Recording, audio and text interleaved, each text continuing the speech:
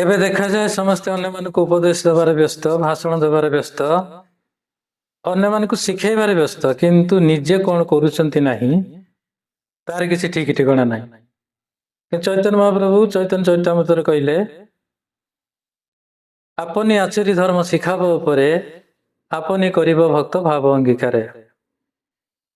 ନିଜେ ଆଗେ ଭକ୍ତ ହୁଅ, ବା ଯେଉଁ ଭକ୍ତ କଥା ଶାସ୍ତ୍ରରେ କୁହାଯାଇଛି ଯେମିତି ଭକ୍ତ ହବା କଥା ସେମିତି ଭକ୍ତ ହୁଅ, ନିଜେ ଆଚରଣ କର, ତାପରେ ଅନ୍ୟମାନଙ୍କୁ ଶିକ୍ଷା ଦିଅ, ଅନ୍ୟମାନଙ୍କୁ ଉପଦେଶ ଦିଅ। ତା ଆଗରୁ କେବେ ଉପଦେଶ ଦିଅ ନାହିଁ କି ଶିକ୍ଷା ଦିଅ ନାହିଁ, ଏକଥା ଚୈତନ୍ୟ ମହାପ୍ରଭୁ ମନା କରିଛନ୍ତି। ଭାଗବତରେ କୁହାଯାଇଛି, ମହତେ ଯାହା ଆଚରିବେ ଇତରେ ତାହା ହିଁ କରିବେ। ଯୋଉମାନେ ମହତ ଲୋକ ସେମାନେ ନିଜ ଜୀବନରେ ଆଚରଣ ସେଟା ପ୍ରଥମେ ଆଚରଣ କରନ୍ତି, ସେଇଟା ଆଚରଣ ଯୋଉଟା ସେ କରନ୍ତି ଇତର ଲୋକ ସେଇଟା ହିଁ କରନ୍ତି।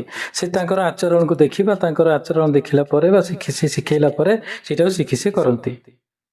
ଗୀତାରେ ବି ଭଗବାନ କହିଛନ୍ତି, ଯଦ ଯଦା ଚରତି ଶ୍ରେଷ୍ଠ। ଯୋଉମାନେ ଶ୍ରେଷ୍ଠ ଲୋକ ଯେମିତି ଆଚରଣ କରନ୍ତି ଇତର ଲୋକ ବା ତଳସ୍ତର ଲୋକ ସେଇଟା ହିଁ କରନ୍ତି। ପ୍ରଥମେ ସବୁ ଶାସ୍ତ୍ର ଗୁରୁତ୍ୱ ଦିଆଯାଇଛି ନିଜର ଆଚରଣକୁ, ଆଚରଣ କଥାକୁ ବା ନିଜେ ଆଚରଣ କରେ ନିଜେ କରିବାକୁ ପ୍ରଥମେ ଗୁରୁତ୍ୱ ଦିଆଯାଇଛି, ତାପରେ ଅନ୍ୟମାନଙ୍କୁ ଶିକ୍ଷା ଦେବା ପର କଥା। କିନ୍ତୁ ଏବେ ଲୋକମାନେ ସେ ସବୁ କିଛିରେ ସେମାନଙ୍କର ଜ୍ଞାନ ନାହିଁ। କିଏ ସୁନ୍ଦର ଭାବରେ ବା ବନେଇ ଚୁନେଇ ବହୁତ ଭଲ ଭାବରେ କଥା କହିପାରିଲା, ସେଇ କଥାରେ ପଡ଼ି ବା ସେଇ କଥାରେ ପ୍ରଲୋଭିତ ହୋଇ ସେମାନଙ୍କ ପଛରେ ଗୋଡ଼ଉଛନ୍ତି।